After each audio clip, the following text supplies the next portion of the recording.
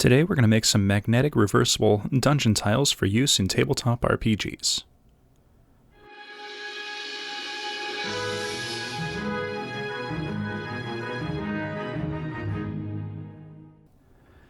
So I've started playing Dungeons & Dragons again, and I've been asked to DM a campaign.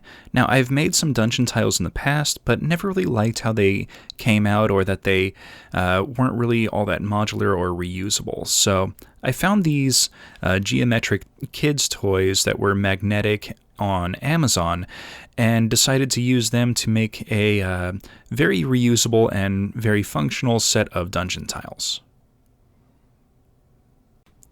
Then, using some foam core, I laid out a 1 1/4 inch grid just to give the models a little bit of extra space. And then using a texture roller that I got from Green Stuff World, I rolled out a flagstone pattern.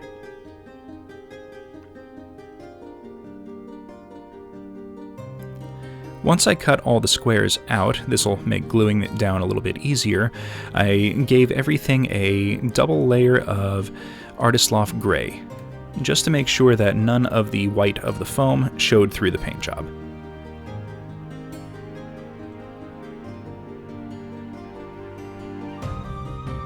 Then I used my fingertip and the end of a brush to bevel the edges to give it a smooth transition between the tiles. Once that was done, I glued them all down using a little bit of hot glue. And this is going to be a single 10 by 10 grid on a playfield.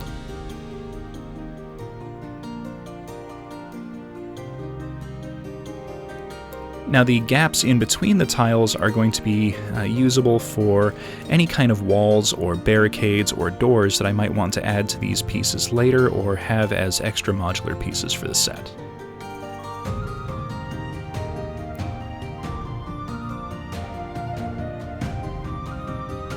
Then, using a little bit of neutral gray, I did a quick dry brush on the flagstone just to give it a little bit more definition and noticeable edges.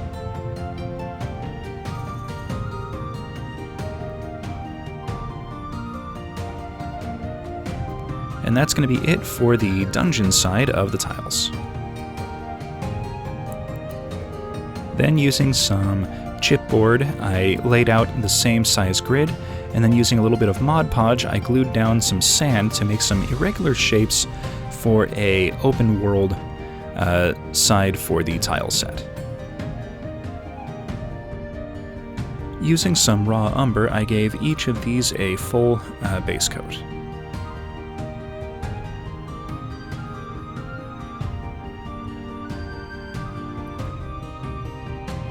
This will give a nice dark undercoat for the ground layer.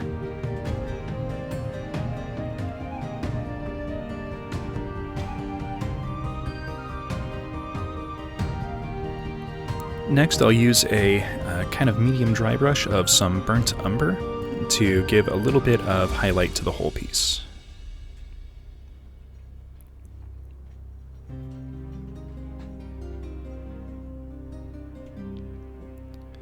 Then follow it up with a light dry brush of raw sienna, also over the whole piece.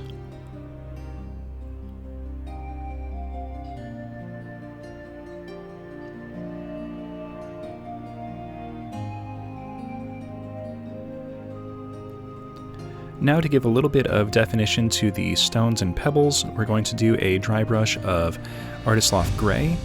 And this is going to go just on the sand, not anywhere in between.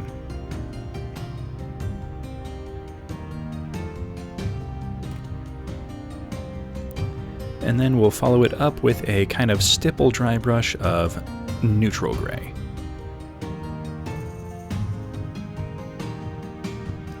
Now this will dry a little bit duller than it looks on camera, so don't need to worry about it being a little too light. And then to redefine the edges in between the squares on the tile, we're going to fill in all of the cracks in between the sand with a little bit of raw umber. and I'm doing this just with a little bit of a stippling motion, just so that a little bit of the other colors still show through. Now I'm going to prepare for adding a little bit of flock, and I'm just kind of putting a few little random patches of Mod Podge down. Now I did run into a slight issue with this. I tried doing too many at once. So I tried doing all of these in a single go.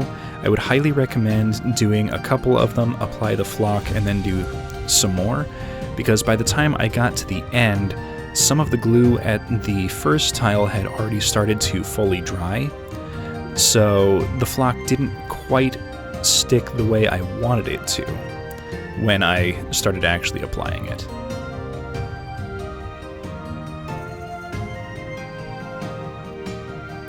And then I did a full coating of just some green grass flock.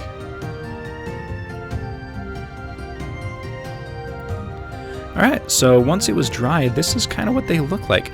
I love how they turned out. They're not perfect, but they're going to be extremely functional, they're going to be extremely durable, and the fact that they magnetize together means that I don't really have to worry about bumping them or jostling them around on the table and having the grid work get completely messed up. Alright, so I made about 20 of these with the tiles that came in the box that I ordered. This is going to let me make a quick nitty-gritty room with an interior-exterior kind of setup leading to a dungeon. I'm probably going to end up getting a hold of something to make a single large room for like a actual battle mat, and these will likely end up becoming hallways and things like that in between. But all in all, I'm really enjoying the result of what I have put together here. So please hit that like button, subscribe for future content, comment in the comment section, and we will see everyone next episode.